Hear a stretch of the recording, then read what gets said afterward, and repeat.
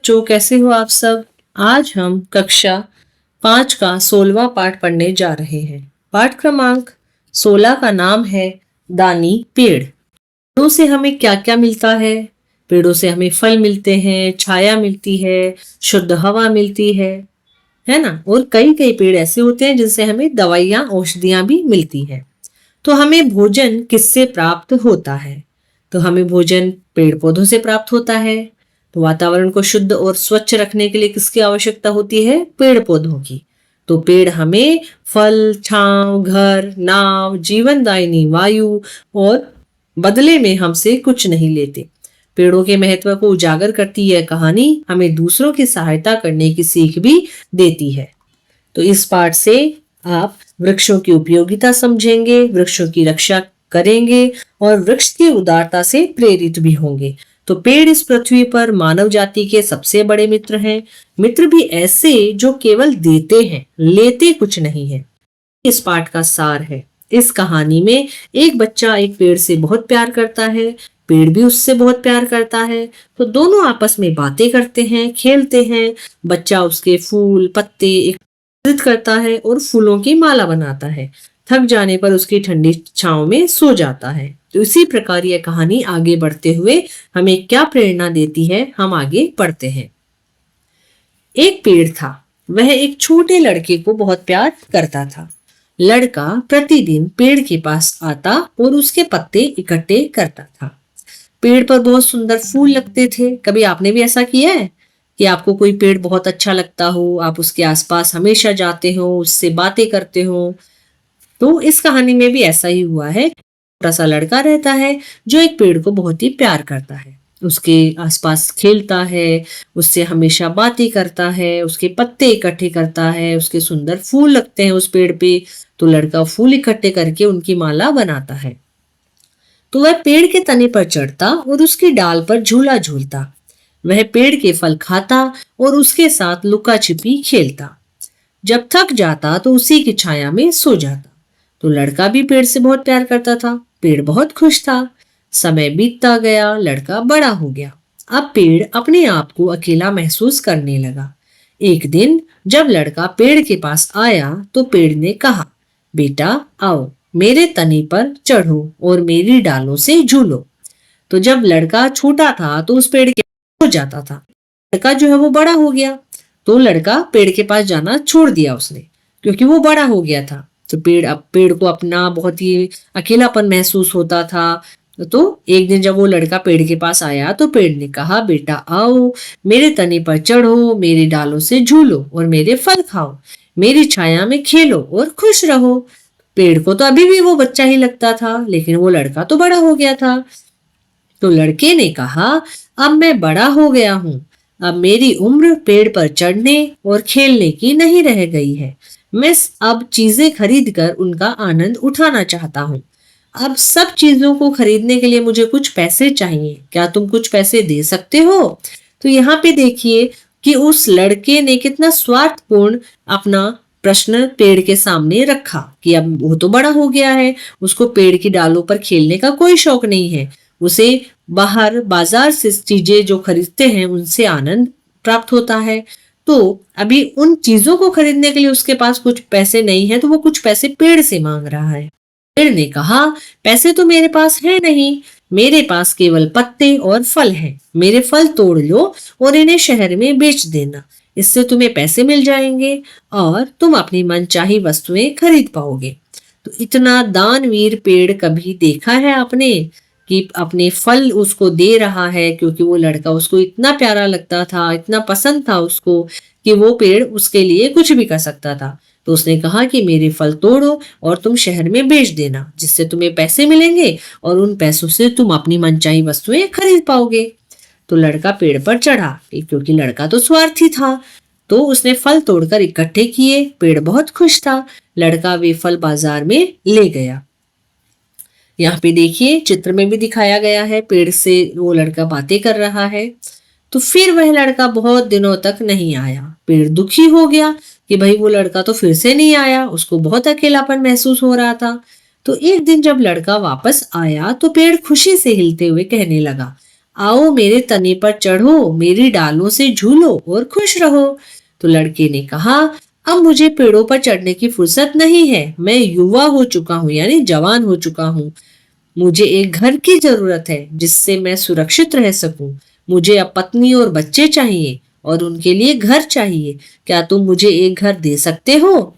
तो यहाँ भी देखिए, वो लड़का फिर से वही स्वार्थीपूर्ण व्यवहार उस पेड़ के साथ में कर रहा है। तो वो उस पेड़ के साथ में पेड़ को यह कह रहा है कि उसको एक घर की जरूरत है, तो वो क्या घर दे सकता है? मेरे पास घर तो नहीं है। पेड़ ने कहा, यह जंगल ही मेरा घर है, पर तुम चाहो तो मेरी शाखाएं काटकर उनसे घर बना लो, मुझे इससे प्रसन्नता होगी। तो यहाँ पे पेड़ जो है वो इतना उसको प्यार करता था कि वो अपनी शाखाएं तक उसको देने के लिए तैयार हो गया। तो उसने कहा कि मेरी शाखाएं तुम तोड़ लो, तुम अपना घर बना सकते हो। तो तब लड़के ने पेड़ की शाखाएं काटी और उन्हें ले गया अपना घर बनाने। इधर पेड़ अभी भी खुश था कि वो लड़के के कोई तो काम आ सका।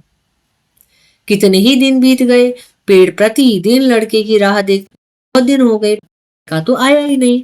तो जब वह आया तब पेड़ इतना खुश हुआ कि कुछ देर उससे बोलते ही नहीं बना। आओ बेटा, पेड़ फुसफुसाया यानी धीरे धीरे बोला, बहुत दिनों में आए हो, आओ खेलो। तो मैं बहुत दुखी हूँ, मेरी उम्र अब खेलने की नहीं रह गई है। मुझे एक नाव चाहिए जो मुझे 7 समुंदर पार ले जाए। क्या तुम मुझे एक नाव दे सकते हो? युवक ने कहा। अब फिर से उसको घर दे दिया, उसको पैसे दे दिए, अब उसको एक नाव चाहिए जो उसको 7 समुद्र यानी विदेश तक लेकर जा सके। तो उसने कहा कि क्या तुम मुझे एक नाव दे सकते हो? ने कहा, मेरा तना काट कर तुम एक नाव बना लो। पेड़ ने उपाय सुझाया। यहाँ पे पेड़ अपने बारे में बिल्कुल भी नहीं सोच रहा है, वो सोच रहा है तो सिर्फ उस लड़के के बारे में। अब पेड़ ने कहा कि तुम मेरा तना काट कर एक नाव बना लो। अब तना, जब पेड़ का तना ही कट जाएगा तो क्या बचेगा, वो पेड़ ने नहीं सोचा।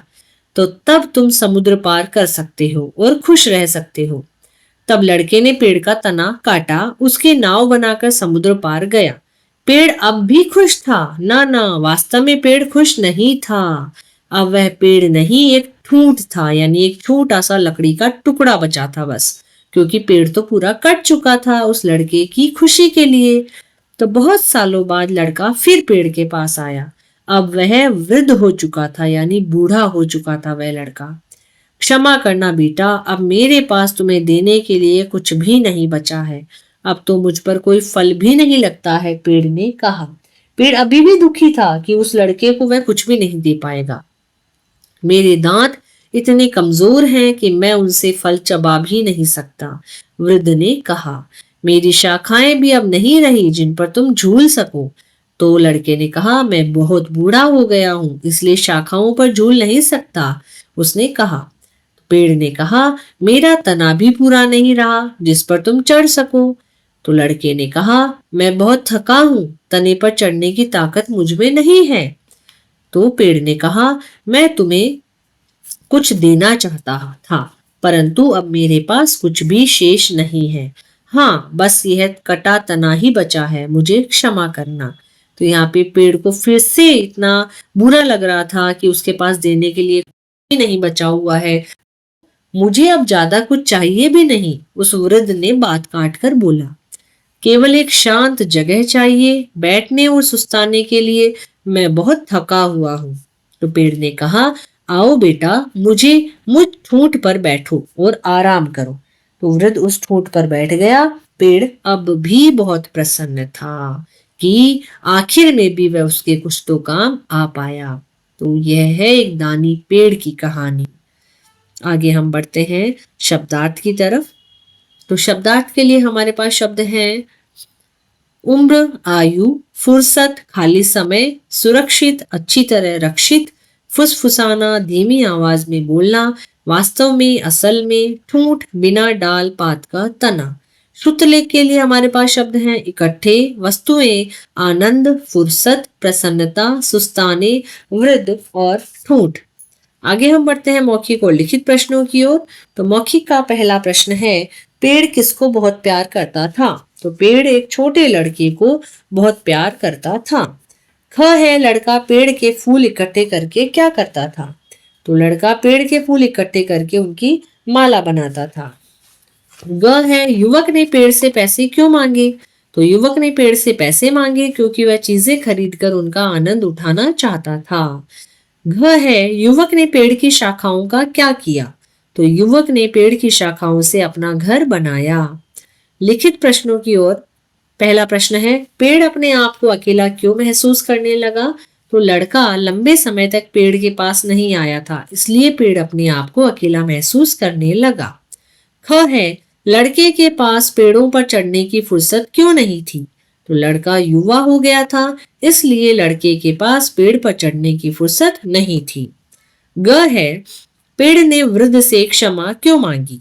तो लड़के द्वारा काटे जाने पर पेड़ ठूंठ बन गया था, अब उनके पास देने के लिए कुछ नहीं बचा था, इसलिए उसने वृद्ध से क्षमा मांगी।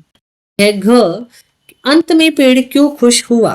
तो अंत में पेड़ इसलिए खुश हुआ कि वह फिर से किसी प्रकार उस छोटे बच्चे के काम आ सका जिसे वह प्यार करता था। यह बात और है कि वह छोटा बच्चा अब वृद्ध हो चुका था। प्रश्न क्रमांक 2 है, पाठ के अनुसार क्रम लगाना है हमें वाक्यों को। तो लड़का बाजार में बेचने के लिए फल ले गया, 3 नंबर। पेड़ से घर बनाने के लिए अपनी शाखाएं दी, 4 नंबर। वृद्ध पेड़ के ठूंठ पर बैठ गया, 6 नंबर। पेड़ पर बहुत सुंदर फूल लगते थे, 1 नंबर। मेरे पास केवल पत्ते और फल हैं, 2 नंबर। लड़के ने पेड़ के तने से नाव बनाई, 5 नंबर। सोचकर लिखिए का प्रश्न है, यदि दानी पेड़ आपको मिल जाता तो आप क्या करते? तो यदि मुझे ऐसा दानी पेड़ मिल जाता तो मैं उसकी खूब देखभाल करता, उसके मीठे फल खाता, उसकी पत्तियों और तने से मिलने वाले लाभ एक सीमा तक लेता। मैं स्वार्थ के लिए उसे इतना दीन नहीं बनाता कि अंत में उसके पास देने के लिए कुछ न बचता। मैं उसे नष्ट नहीं होने देता, अपने हित के साथ साथ उसके हित का भी पूरा पूरा ध्यान रखता। आगे हम बढ़ते हैं भाषा से व्याकरण के प्रश्नों की ओर। तो भाषा से का पहला प्रश्न है, दिए गए शब्दों के विलोम शब्द लिखो। तो यहाँ पे प्यार, घृणा, अप्रसन्न, प्रसन्न, उल्टा, सीधा, देना, लेना, मजबूत, कमजोर, सुखी, दुखी। प्रश्न संख्या 2 है, नीचे दिए गए शब्दों के वचन बदलने हैं हमें। तो लड़का, लड़के, पत्ता, पत्ते, डाल, डाले, घर, घर, नाव, नावे, बेटा, बेटे, बच्चा, बच्चे, तना, तने। प्रश्न संख्या 3 है, पाठ से चुनकर अनुस्वार और अनुनासिक के 5-5 शब्द लिखने हैं हमें। तो अनुस्वार के शब्द हैं जंगल, सुंदर, आनंद, परंतु, शांत। अनुनासिक के शब्द हैं वस्तुएं, हूं, ठूठ, दांत, हाँ।